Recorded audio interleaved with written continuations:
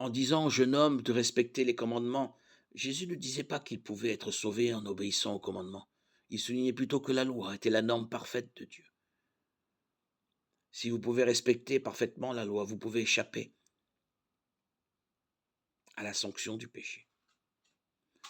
Mais quelles conditions? Lorsque l'homme prétendait répondre à la norme de la loi, dans Marc 10, 21, Jésus a simplement soulevé un point prouvant qu'il n'était pas à la hauteur de la sainteté de Dieu. Le jeune homme riche n'était pas disposé à suivre le Seigneur, si cela signifiait qu'il devait renoncer à sa richesse. Ainsi l'homme enfreignait les deux plus grands commandements. Il n'aimait pas le Seigneur de son cœur, il n'aimait pas son prochain comme lui-même. Il préférait lui-même et son argent.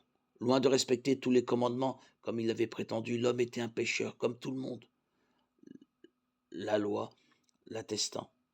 Si cet homme avait aimé Dieu et les autres plus que ses biens, il aurait été prêt à abandonner ses richesses au service de Dieu et des hommes. Mais ce n'était pas le cas. Il avait fait de sa richesse une idole, et il l'aimait plus que Dieu. Avec une précision chirurgicale, Jésus expose l'avidité dans le cœur de l'homme, une avidité que l'homme ne soupçonnait même pas. La déclaration de Jésus selon laquelle seul Dieu est bon, Matthieu 19, 18, est confirmée par la réaction du jeune homme. À travers cet échange, le Christ n'a pas enseigné que nous sommes sauvés par les œuvres de la loi. Le message de la Bible est que le salut vient de la grâce par la foi, Romains 3, 20, Galates 2, 16, Éphésiens 2, 9, 2 Timothée 1, 9.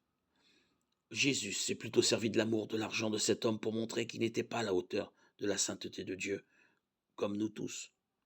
Le jeune homme riche avait besoin du Sauveur, comme nous tous.